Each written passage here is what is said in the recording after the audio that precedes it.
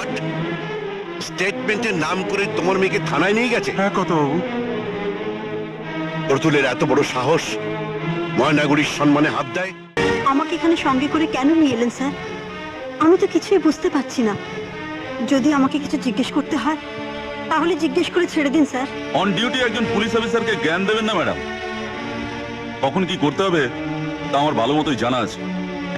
ঠিক সময় মতো আপনাকে ছেড়ে দেওয়া হবে।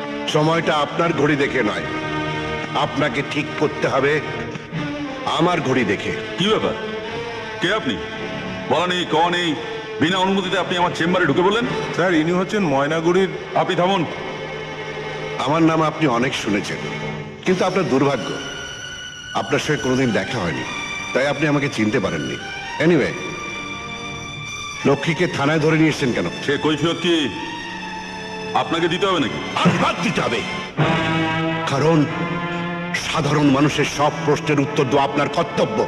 এই মিস্টার, টেবিল চাপে কথা বলবেন না। এটা থানা, আপনার বৈঠকখানা নয়। তোমার কপাল ভালো যেটা থানা, তাই এই চোটটা আমি টেবিলে মেরেছি।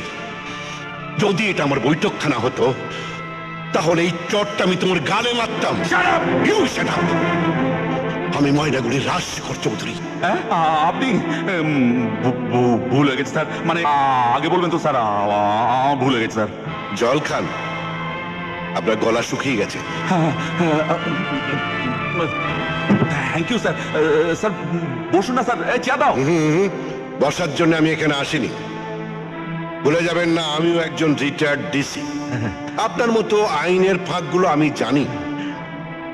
কোন মহিলাকে থানাতে আনতে গেলে মহিলা পুলিশের দরকার হয়। তা আপনার এখানে তো কোনো মহিলা স্টাফ নেই। লক্ষ্মীকে এখানে আনলেন কি করে? স্যার না, আসলে স্যার ওই আসলে আপনি বিক্রি হয়ে গেছেন ওই নিতাইগঞ্জের রায়বাড়ির কাছে। না, মানে ব্যাপারটা হচ্ছে। চুপ করুন। এবার বলুন, ময়নাগুড়ির সম্মান হানি করার জন্য নিতাইগঞ্জের রায়বাড়ির কাছে আপনি কত টাকা নিয়েছেন? প্রতুল বাবু আমাকে এই কাজের জন্য স্যার ওই 5,000 টাকা দিয়েছে স্যার।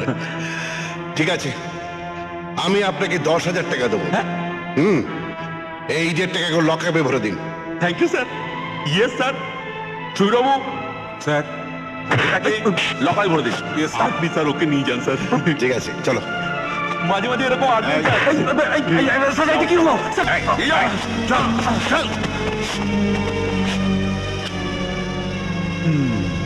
এটা কি হলো?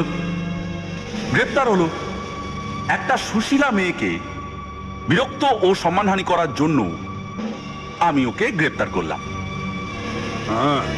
আপনি বোধহয় ভুলে যাচ্ছেন যে আমি আপনাকে 5,000 টাকা দিয়েছি নিতাইগঞ্জকে জেতাবার জন্য।